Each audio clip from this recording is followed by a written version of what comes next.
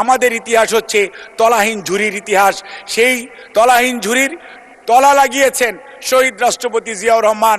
লঙ্গরখানায় আমি জাহিদ হোসেন নিজেও লঙ্গরখানায় থালা নিয়ে গিয়েছি খিচুড়ির জন্য। মানুষ দেখেছে, দেশবাসী দেখেছে, আমি নিজে দেখেছি, আপনারা অনেকেই দেখেছেন যে ওই সময় দিগ্ভ্রান্ত মানুষ ছিল 7ই নভেম্বর 1975, অর্থাৎ 6ই নভেম্বর রাত্রে। এবং তখন মানুষ খুঁজে বেরিয়েছে এমন এক দেশপ্রেমিককে যার উপর আস্থা রেখা যায়, এবং যিনি 71 সনে দায়িত্ব নিয়েছিলেন সেই মানুষটির উপরই মানুষ আস্থা রেখেছে। সিপাহী জনতার বিপ্লবের মাধ্যমে শহীদ জিয়াকে আবারও মুক্ত করে এনে দেশ পরিচালনার দায়িত্ব দিয়েছে। এবং শহীদ জিয়া ঠিকই সেই দায়িত্ব এত সুন্দরভাবে পালন করেছেন যে একটি দিগ্ভ্রান্ত জাতি, যাদের 72 থেকে আপনি যদি 75 পর্যন্ত দেখেন, আগস্টের পূর্ব পর্যন্ত আপনি দেখবেন আমাদের ইতিহাস হচ্ছে বাসন্তীর ইতিহাস, আমাদের ইতিহাস হচ্ছে লঙ্গরখানার ইতিহাস, আমাদের ইতিহাস হচ্ছে দুর্ভিক্ষের ইতিহাস, আমাদের ইতিহাস হচ্ছে তলাহীন ঝুরির ইতিহাস। সেই তলাহীন ঝুরির তলা লাগিয়েছেন শহীদ রাষ্ট্রপতি জিয়াউর রহমান, এবং সেই বাসন্তীর সেই জাল পোড়া বন্ধ করেছেন শহীদ জিয়াউর রহমান। অর্থনীতিকে সুশৃঙ্খল করার সেই দায়িত্ব পালন করেছেন শহীদ জিয়াউর রহমান। এবং সেই দিগ্ভ্রান্ত হতাশাগ্রস্ত মানুষকে আজকে আমরা রেমিটেন্স নিয়ে বড়াই করি, সেই রেমিটেন্সের সূচনা করেছেন শহীদ রাষ্ট্রপতি জিয়াউর রহমান। আজকে আমরা আরএমজি নিয়ে, গার্মেন্টস নিয়ে বড়াই করি, সেটির সূচনা করেছেন কোরিয়াতে উনি লোক পাঠিয়েছেন, তারা ট্রেনিং করেছে। তেলের ভোগান্তিতে ক্লান্ত? এখনই কিনুন রাইডো, এক চার্জে চলুন 100 কিলোমিটার পর্যন্ত। তাদেরকে এনে বাংলাদেশে সেই গার্মেন্টস তৈরি করার ব্যবস্থা করেছেন, এবং ফ্রান্সে প্রথম রপ্তানি করে সেখানেই আজকের আরএমজি সেক্টরের আজকের যে উপস্থিতি, আজকে প্রশাসন বলেন, প্রশাসনের মধ্যে শৃঙ্খলা আনয়ন করা, শুধু উনি আইন শৃঙ্খলা রক্ষাকারী বাহিনীর মধ্যেই শৃঙ্খলা আনয়ন করেছেন তাই নয়, প্রশাসনের প্রতিটি ক্ষেত্রে উনি সুশৃঙ্খল এবং একটি শৃঙ্খলা আনয়ন করেছিলেন। যার জন্যই বাংলাদেশ আজকে অনেক বক্তা, অনেক সংসদ সদস্য বক্তব্যে বলেছেন যে ওই সময় বাংলাদেশ যেখানে দুর্ভিক্ষ হয়েছিল, লঙ্গরখানায় আমি জাহিদ হোসেন নিজেও লঙ্গরখানায় থালা নিয়ে গিয়েছি খিচুড়ির জন্য। কাজেই সেই সময় থেকে 79 সনে এসে এই বাংলাদেশ একই পরিমাণ ভৌগোলিক অবস্থান থাকার পর, জায়গা থাকার পরেও তারা কিন্তু চাল রফতানি করতে পেরেছে। অর্থাৎ মানুষকে উনি আশান্বিত করেছেন, উজ্জীবিত করেছেন, মানুষকে ঐক্যবদ্ধ করেছেন।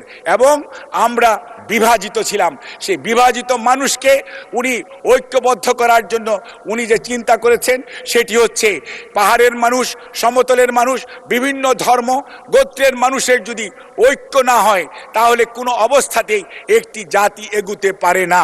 সেই জন্যই উনি সর্বপ্রথম যে সিদ্ধান্ত নিলেন, উনার যে কালো যেই দর্শন, যেটি বিগত স্বৈরাচারও ধ্বংস করতে পারে নাই, মুছে দিতে পারে নাই, সেটি হচ্ছে ঐক্যের ঠিকানা হচ্ছে বাংলাদেশি জাতীয়তাবাদ, যেটি আমাদের সবাইকে ঐক্যবদ্ধ করে, সবার আবেগ অনুভূতিকে ধারণ করে, যার মাধ্যমে বাংলাদেশ সামনের দিকে এগিয়ে যায়। সেইটার রূপকার, সেইটার প্রবক্তা শহীদ রাষ্ট্রপতি জিয়াউর রহমান। সেই জন্য আমরা উনাকে কৃতজ্ঞতা জানাই, ওনাকে ধন্যবাদ জানাই জাতিকে ঐক্যবদ্ধ করার জন্য।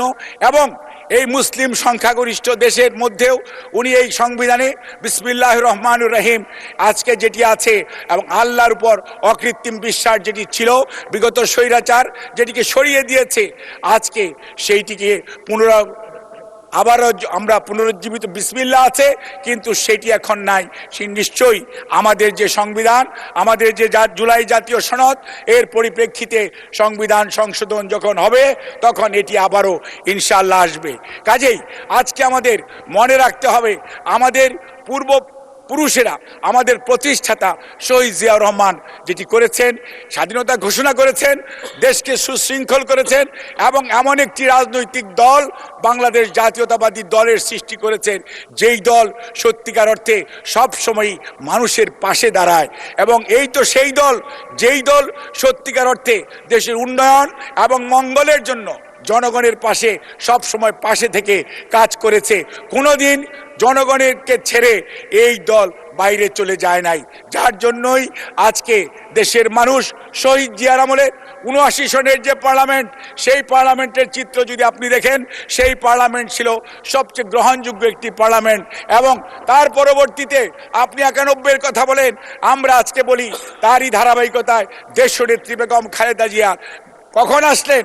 যখন শহীদ জিয়াকে আতাতায়ীরা চট্টগ্রামে ওনাকে গুলি করে ওনাকে যখন নিহত হলেন উনি, সেই সময় দেশমাতৃকার টানে ষড়যন্ত্র কিন্তু চলতেই থাকলো। ষড়যন্ত্র কেন হলো?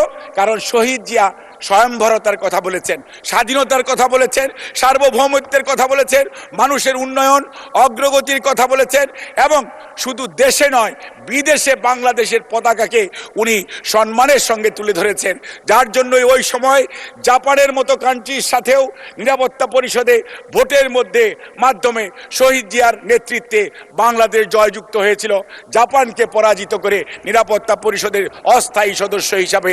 এবং ওই সময়ে আজকের যে ইরান ইরাক যুদ্ধ, সেটিকে মিটিয়ে দেওয়ার জন্য যে কমিটি হয়েছিল, তার অন্যতম দায়িত্বশীল সদস্য ছিলেন জনাব শহীদ রাষ্ট্রপতি জিয়াউর রহমান বীরুত্তম আহমেদ সেগুতুরও সেখানে ছিল। অর্থাৎ ইসলামী উম্মার সাথে যোগাযোগ বাড়ানো এবং বিদেশের মাটিতে বাংলাদেশের সম্মান এবং পতাকাকে যথাযথভাবে উড্ডীন করার দায়িত্ব নিয়েছিলেন শহীদ রাষ্ট্রপতি জিয়াউর রহমান।